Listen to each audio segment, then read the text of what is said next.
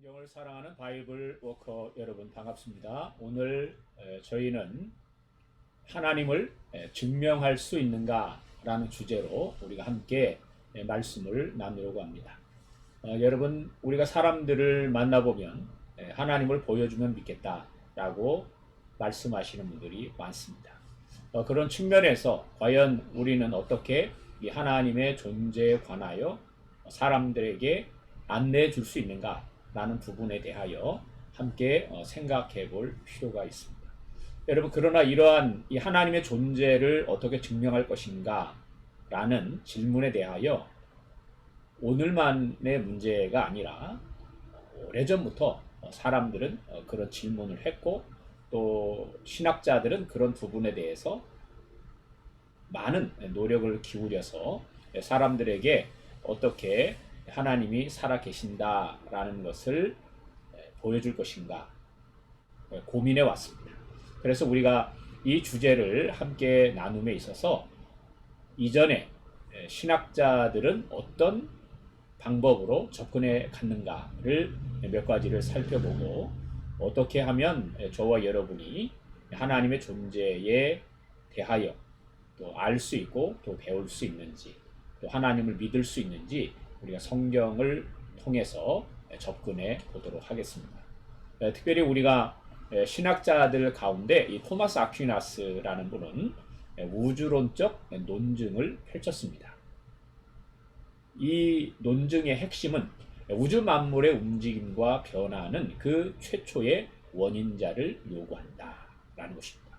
즉, 이 세상 우주 만물이 저절로 존재할 수 없다는 것이죠. 예를 들어서 저와 여러분이 인간의 존재에 관하여, 인간의 존재의 기원에 관하여 두 가지 견해가 있지 않습니까? 하나는 창조론, 또 하나는 진화론이죠. 여러분이 관심이 없을 수도 있지만 우리가 이 부분에 대해서 분명하게 짚어볼 필요는 있습니다. 왜냐하면 저와 여러분이 지금 존재하고 있고, 저와 여러분이 가지고 있는 이 고귀한 생명은 내가 쟁취하거나 획득한 것이 아니라 나에게 누군가로부터 주어졌기 때문입니다. 자, 그런 측면을 고려해 본다면 우리가 이 우주론적 논증이 왜 설득력이 있는지를 우리는 짐작할 수 있습니다. 여러분, 어쨌든 그분이 무엇인지 모르지만 누군가에 의해서 우주 만물이 존재하게 되었다는 것이죠. 그리고 그 최초의 원인자가 바로 하나님이시다 라고 주장한 사람이 바로 토마스 아퀴나스입니다. 그리고 이러한 논증을 바로 우주론적 논증이다 라고 말합니다. 자, 이 우주론적 논증 외에도 이 윌리엄 팔리라는 사람이 주장했던 이 목적론적 논증이라는 것이 있습니다. 자, 이 목적론적 논증의 핵심은 자연의 질서와 규칙성은 그 배후에 설계자가 있음을 말한다 라는 것입니다. 여러분도 알다시피 우리는 과학을 통해서 이 우주가 우리 인간 내면에 있는 작은 세포부터 출발해서 이 광활한 우주에 이르기까지 모든 우주 만물이 질서와 규칙성을 가지고 있다라는 것을 배워서 알고 있습니다. 정말 사람들이 감탄할 정도로 인간의 지식과 지혜를 초월한 그런 우주의 신비를 보면서 많은 사람들이 경탄에 마지 않습니다. 그래서 여러분, 우리가 우주비행사가 선발이 되면 이 사람들이 우주선을 타고 우주정거장에서 지구를 내려다볼 때 그 감격을 말로 표현할 수 없다라고 말하지 않습니까?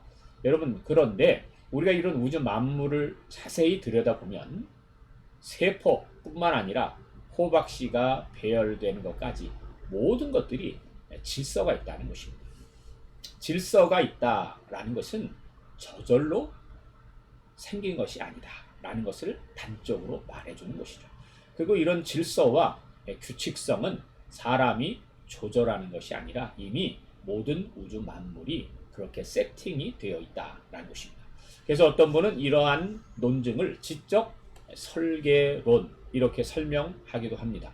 어떤 지혜로운 또 우리 인간보다 능력이 많은 어떤 존재에 의해서 바로 이 우주 만물이 뚜렷한 목적을 위해 창조되었다라는 것이죠.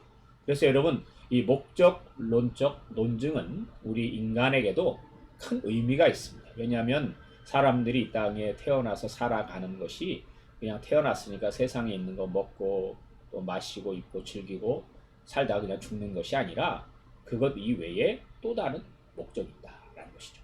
여러분도 한번 생각해 보시죠. 여러분이 지금 이 땅에 살아가며 행하시는 모든 것들을 열심히 하고 인생을 마무리 짓게 될 때, 아, 나는 내 인생의 목적을 다했다라고 과연 결론을 내릴 수 있는가라는 것입니다.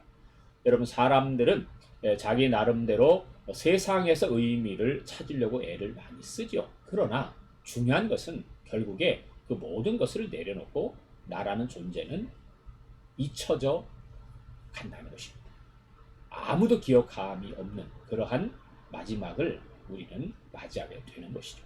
자, 그렇게 보면 여러분 열심히 일하다가 나이가 들면 사람들이 허무함에 또 공허함에 빠지게 되죠. 왜냐? 내가 이 땅에서 그렇게 열심히 하고 수고했지만 결국에 나는 홀로 떠나가더라는 것입니다. 그런 측면에서 보면 우리가 생각해 보았을 때 삶도 중요하지만 삶이 다가 아니라 결국에 죽음까지 우리가 온전한 해답을 찾았을 때 인간은 그 공허함에서 탈출할 수 있지 않겠습니까? 왜냐하면 죽음이라는 것 자체도 바로 저와 여러분이 걸어가야 하는 마지막 과정이니까요. 그래서 여러분이 목적론적 논정은 저와 여러분이 이 땅에 왜 왔는가, 또 무엇을 위해 사는 것이 인간다운 삶인가, 인생의 과연 목적은 무엇인가, 이런 부분들에 대해서 분명한 해답을 제시할 수가 있는 것입니다. 그래서 우리 윌리엄 팔리는 바로 이런 목적론적 논증을 통해서 하나님, 즉 창조주가 계셔야만 한다는 것이죠. 창조주를 통해서만 우리는 우리의 존재의 목적과 가치를 분명히 알 수 있기 때문입니다. 자, 세 번째는 이 C.S. 루이스가 대표적으로 주장했던 이 도덕론적 논증입니다. 즉, 인간 내면의 보편적인 도덕성은 하나님의 존재를 요구한다라는 것이죠. 여러분, 양심을 가진 인간, 너무 사람들에게 잊혀져가는 세상이기 때문에 그렇게 중요하지 않은 것처럼 보이지만 인간의 존재 자체를 볼 때는 이 양심의 기능과 역할은 대단히 중요한 것입니다. 왜냐하면 이 세상에 다른 피조물과 인간을 구별시켜주는 아주 독특한 기능이 바로 양심의 기능이거든요. 그런데 양심이라는 것이 문명이 발달했느냐 발달하지 못했느냐와 상관없이 어느 시대, 어느 지역에, 어느 민족으로 태어나든 모든 인간은 보편적으로 이런 양심을 통해서 선과 악을 구분하는 의식을 다 가지고 있다는 것입니다. 즉 이것은 어떤 특정한 지역이나 또는 사회의 인간의 노력을 통해서 형성된 것이 아니라 인간이 태어나면서부터 내재적으로 디자인되어 있다라는 것입니다. 여러분, C.S. 루이스는 바로 이것을 누가 우리 인간에게 심었겠는가? 그것은 바로 창조주밖에 없다는 것입니다.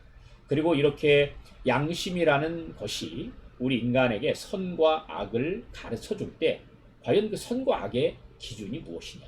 그것은 바로 인간을 창조하신 우리 인간 안에 양심을 심으신 그분 자체가 바로 그 기준이다라고 그는 결론을 내립니다. 그래서 여러분, 우리는 이 C.S. 루이스 같은 사람도 신앙인이었다가 무신론에 빠졌다가 다시 신앙에 이르게 되는데, 여러분, 우리가 이 도덕론적 논증은 단순한 내용이 아니라 정말 저와 여러분이 자신의 내면을 깊이 들여다보고 살펴볼 때에 발견할 수 있는 진리. 그래서 여러분, 이렇게 몇 가지를 살펴보았지만 우리가 지난 역사 속에서 신학자들이 바로 하나님의 존재를 증명하기 위해서 주장했던 논증들입니다만 중요한 것은 이런 논증 자체가 결국에 하나님의 존재를 증명할 수는 없다는 것이죠. 왜냐하면 이 하나님이라는 존재는 증명의 대상이 아니라 바로 믿음의 대상이기 때문입니다. 우리는 그분을 본 적도 없고 또 볼 수도 없고 또 그분을 어떻게 만날 수 있는지도 인간의 방법으로 알 수가 없습니다. 단지 우리는 성경을 통해 그리고 우리 안에 창조주께서 주신 우리 인간 내면의 특징들을 통해서 그분을 더듬어 찾아갈 뿐입니다. 그러나 분명한 것은 하나님께서 이런 신학적인 논증이 아닐지라도 이 성경 말씀을 빌리자면 정말 그 하나님을 만나고자 하는 사람이라면 하나님께서 그를 만나 주신다는 것입니다. 그래서 여러분 특별히 우리가 이 하나님의 존재를 증명할 수 있는가라는 이 질문에 대하여 가장 분명한 대답은 증명할 수 없다는 것입니다. 왜냐하면 그분 자체가 보이지가 않고 또 볼 수 없는 분이고 만약에 사람이 그분께서 자신을 나타내신 바로 이 계시라고 하는 성경을 통해서 믿지 아니하고는 하나님을 알아가고 또 만날 수가 없다라는 것입니다. 여러분 우리가 이 하나님의 존재에 대하여 다가갈 때 우리가 생각해 볼 것이 있습니다. 자 여러분 그림을 보시면 입이 있고 혀죠 혀 그리고 손이 있습니다. 그리고 눈이 있어요. 코가 있어요. 그리고 귀가 있어요. 인간이 가지고 있는 5가지 감각 기관입니다. 자 그런데 이런 감각 기관들은 자기만의 특별한 기능을 하고 있습니다. 예를 들어 혀라면 맛을 본다거나 아니면 손은 감촉을 촉각을 느낀다든가 아니면 눈은 시각이죠. 보는 것이죠. 코는 냄새를 맡는 것입니다. 또 귀는 듣는 것입니다. 그런데 이런 각각의 기능을 가지고 있는데 이 각각의 몸에 있는 기관들은 다른 기관의 역할을 대신할 수는 없다는 것입니다. 자, 예를 들어 귀로 냄새를 맡을 수가 없고 코로 볼 수는 없는 법입니다. 혀로 맛은 볼 수 있지만 무엇인가를 들을 수는 없는 것입니다. 즉 이러한 5가지의 감각 기관은 그 나름대로의 독창적인 기능을 위해서 인간에게 존재한다는 것이죠. 여러분 이와 같이 우리가 하나님이라는 분, 눈에 보이지 않으시는 분, 또 만질 수 없는 분, 또 귀로 들을 수 없는 그분, 우리가 그분을 만나기 위해서는 이런 육체적인 감각 기관이 아니라 또 다른 그분만을 우리가 인지할 수 있는 그런 기관의 활동이 분명하게 요구된다는 사실입니다. 예를 들어 우리가 이 가시적인 눈으로 시력 좋아야 2.0인데 이 눈으로 하나님을 볼 수 있다라고 생각한다면 그것은 큰 착각이죠. 그리고 그 눈으로 볼 수 없어서 존재하지 않는다라고 말하는 것도 우스운 일입니다. 왜냐하면 우리 눈으로 볼 수 없는 것이 훨씬 더 많거든요. 그런데 여러분 그런 눈으로 보지 못한다고 해서 하나님이 없다? 이렇게 말해서는 안 된다는 것입니다. 여러분 생각해 보십시오. 여러분의 뇌가 얼마나 많은 이해력을 가지고 있는지 모르지만 여러분이 이 두뇌로 이해할 수 없다. 그래서 존재하지 않는다. 라고 말하는 것은 잘못된 것입니다. 내가 이해할 수 없을지라도 존재하는 것은 이 지구상에 너무나 많기 때문입니다. 여러분 이와 같이 우리가 하나님의 존재에 관하여 접근할 때 이런 육체적인 인간의 한계, 우리 인간이 그런 제한적인 기능을 가지고 있다는 것을 분명히 알고 그러면 어떻게 그 존재에 대하여 우리는 다가갈 수 있는가 라고 질문을 던지면서 우리가 겸허한 마음으로 다가간다면 우리는 조금 더 창조주에 대해서 나에게 생명을 주신 분에 관하여서 조금 더 깊이 알아가게 될 것입니다. 그래서 여러분 하나님께서는 저와 여러분이 그 하나님을 알아가도록 하기 위해서 성경을 주셨습니다. 그리고 우리가 눈으로 읽고 또 귀로 듣고 또 마음으로 생각하고 등등 하지만 결국에는 우리의 마음으로 믿음으로 수용하고 인정하며 나아갈 때 하나님을 만날 수 있다라고 성경을 통해 말씀하고 있습니다. 자, 그래서 여러분 우리는 이렇게 정돈할 수가 있습니다. 하나님은 증명의 대상이 아니라 믿음의 대상이다. 여러분 우리가 이 하나님의 존재에 대하여 알아가려면 우리는 이런 인간적인 욕구와 방법을 채워야만 그분이 존재한다 라는 방향으로 나아가는 것이 아니라 보다 더 깊게 우리의 삶을, 우리 인간의 삶을 살펴봄으로써 하나님의 존재에 대하여 조금 더 깊이 다가갈 수가 있습니다. 자, 그래서 여러분 우리가 이 하나님의 존재를 암시하는 힌트들이 우리 인생에는 자리 잡고 있습니다. 여러분 이것들은 멀리 있는 것이 아니라 바로 저와 여러분 개인의 삶 속에서 누구든지 생각해 보면 충분히 발견할 수 있는 것들입니다. 자, 예를 들면 첫 번째 갈망이라는 것입니다. 이 갈망, 즉 인간은 무엇인가를 사모한다는 것이죠. 자기 안에 무엇인가가 채워지기를 원한다는 것입니다. 여러분 우리가 사피엔스라는 책을 쓴 유발 할라리라는 히브리 대학의 역사학자가 있습니다. 이분이 이런 이야기를 했죠. 이 물질적인 환경을 통해서 인간이 행복해질 수 없다라는 것은 이미 과학적으로 증명되었다라고 말합니다. 여러분 사람들은 이 물질적인 것들을 통해서 자신이 행복해지기 위해서 일평생을 땀 흘리고 수고하지 않습니까? 그런데 그런 것들이 채워진다고 해서 사람이 행복한 것은 아니더라라는 것입니다. 그래서 어떤 사람이 로또를 만약에 맞아서 돈을 벌게 되면 그 행복이 1년 6개월을 못 간다. 그 이후에는 이전과 똑같은 마음속에 외로움을 지고 살아가게 된다는 것이죠. 그래서 여러분 우리는 잠깐 있다가 사라져가는 것들에 결단코 채워질 수 없는 존재라는 것입니다. 왜 그러냐 이 말이죠. 왜 우리는 채워지지 않느냐라는 것입니다. 마치 깨진 항아리에 물을 붓듯이 우리는 일평생 동안 그렇게 갈망을 추구하며 살아가는데 중요한 것은 결국에 채워지지 않고 죽음에 이르게 된다는 것입니다. 그래서 여러분 토마스 아퀴나스는 이렇게 말했죠. 당신께서 당신을 위해 만드셨기 때문에 우리의 마음은 당신 안에서 쉴 때까지 요동입니다. 즉 인간 안에 하나님만이 채우실 수 있는 공간이 있다라는 것입니다. 그래서 여러분이 이것을 분명하게 경험할 수 있는 길은 하나님을 찾아 나서고 그분을 구해보는 것입니다. 그분을 사모해보는 것이죠. 그리고 그렇게 나아가게 되면 정말 그 하나님께서 우리의 이 채워줄 수 없었던 그 갈망을 넘치도록 채워주시는 것을 발견하게 된다는 것입니다. 자, 그래서 우리가 전도서 1장 14절을 보면 세상에서 벌어지는 온갖 일을 보니 그 모두가 헛되어 바람을 잡으려는 것과 같다.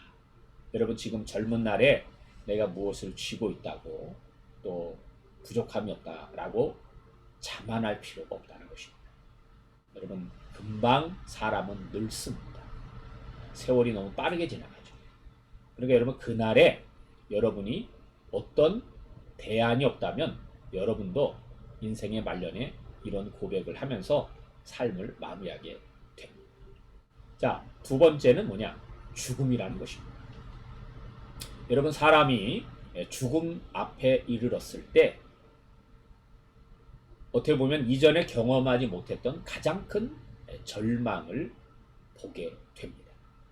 여러분 사람이 자신 앞에 죽음이 없다라고 생각하면 얼마나 기고만장하겠어요. 그런데 여러분 죽음이라는 것이 모든 인간에게 다가오고 그 죽음 앞에 사람이 도달하게 되면 자신의 이 한계 상황을 직시함으로써 내가 나의 인생이나 세계의 주인이 아님을 깨닫게 된다는 것입니다. 여러분 원래 저와 여러분은 이 세상에 올 때 내가 선택해서 오지 않았습니다. 여러분이 어떤 결정을 해서 이 세상에 온 것이 아닙니다. 그러니까 삶이라는 것은 주어지는 것이지 획득하는 것이 아닙니다. 근데 여러분 죽음이라는 것도 마찬가지입니다. 내가 선택하는 것이 아니라 필연적으로 우리는 죽음을 경험해야 합니다. 그런데 여러분 이렇게 삶과 죽음에 대한 분명한 해답이 없으면 정말 인생은 공허한 것입니다. 때로는 이러한 부분에 대하여 올바른 해답을 갖지 않으면 인간은 교만해지게 됩니다. 그러나 여러분 이 죽음이라는 것이 때로는 그렇기 때문에 사람에게는 필요한 것일 수도 있습니다. 왜냐하면 인간의 존재의 의미를 더 뚜렷하게 보게 만드는 역할을 하기 때문입니다. 여러분 성경은 이렇게 말하죠. 한 사람으로 말미암아 죄가 세상에 들어오고 죄로 말미암아 사망이 왔나니 이와 같이 모든 사람이 죄를 범하였으므로 사망이 모든 사람에게 이르렀느니라. 즉 사람이 죽음에 이르게 되는 것은 바로 죄 때문이다 라는 것입니다. 그리고 이런 죽음이 끝이 아니라 이 죽음 이후에는 반드시 하나님의 심판이 있다고 하나님께서는 말씀하고 있습니다.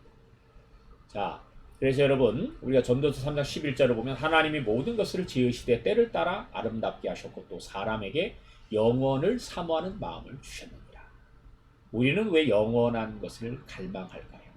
그것은 바로 저와 여러분을 이 땅에 존재하게 하신 그분이 영원하시기 때문입니다. 그리고 하나님께서는 인간을 창조하셨을 때 하나님의 형상대로 지으셨다라고 말합니다. 그렇기 때문에 우리는 바로 이 영원을 사모하고 갈망하는 것입니다. 여러분, 그래서 우리가 이 죽음이라는 것을 좀 깊이 우리가 돌이켜 본다면 우리는 조금 더 우리의 생각을 내려놓고 하나님의 말씀, 성경에 귀를 기울일 수가 있습니다. 자, 세 번째는 바로 양심입니다. 우리가 하나님의 존재를 짚어갈 수 있는 세 번째 힌트, 바로 양심이죠. 무엇이 선하고 아름답고 의로운 것인지에 대해서는 모든 문화권에 보편적으로 적용될 수 있는 암묵적 규범이 있다. 특별히 도덕론적 논증, 이 C.S. 루이스가 강조했던 내용입니다. 여러분, 양심의 소리를 들어보셨습니까? 양심은 절대로 여러분의 편이 아닙니다. 다른 사람들은 모르지만 여러분은 여러분의 양심의 소리를 듣습니다. 비록 양심이 내팽겨쳐진 세상에 우리가 살고 있지만 그럴지라도 우리가 가면을 쓰고 사람들 앞에 살아간다 하더라도 여러분 양심의 소리를 우리는 누구나 듣고 살아갑니다. 여러분 그 소리가 여러분 안에서 외치지 않습니까? 근데 여러분 이 양심이 모든 인간에게 시대와 장소의 구분 없이 존재하고 있다는 것입니다. 여러분 왜 이 양심이 있을까요? 이 양심이 인간 안에 존재하는 것이 바로 창조주 하나님이 살아계신 존재의 증거다라고 말하는 것입니다. 여러분 이 양심 때문에 인간은 자신이 죄인인 것도 알고 또 죄책감 속에 빠져 살고 두려움 속에서 인생을 보내게 되는 것입니다. 그래서 여러분 이 양심이라는 것이 로마서 2장 15절은 이렇게 말합니다. 그들의 양심도 이 사실을 증언합니다. 그들의 생각들이 서로 고발하기도 하고 변호하기도 합니다. 여러분 누가 나에게 너 나쁜 놈이야, 너 죄인이야, 너 죄를 졌어 라고 말하지 않아도 그죠? 우리 스스로의 양심이 우리에게 그렇게 외치고 있습니다. 그래서 여러분 이 양심이라는 것은 특징이 있어요. 첫째, 살아있다라는 것입니다. 살아있어. 둔해질 수 있습니다. 무감각해질 수 있습니다. 그러나 살아있습니다.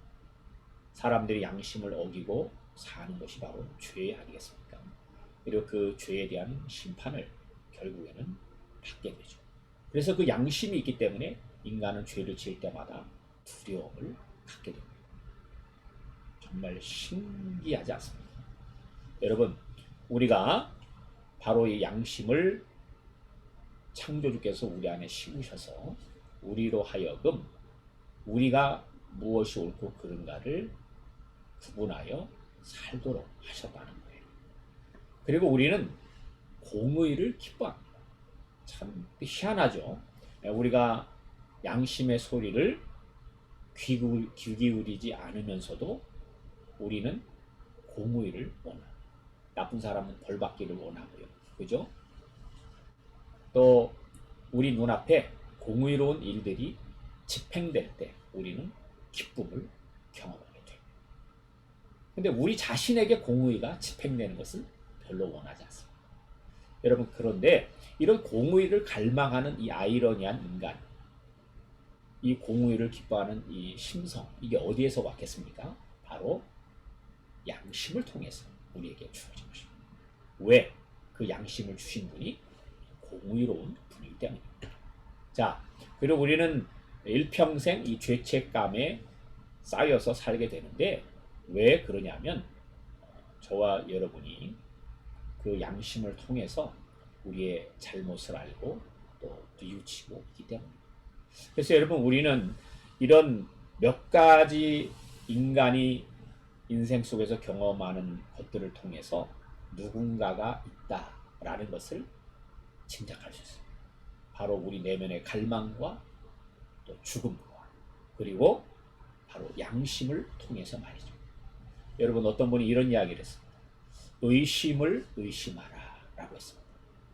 여러분, 여러분이 가지고 있는 생각이 무엇이든 그 생각을 한번 점검해 볼 필요가 있습니다.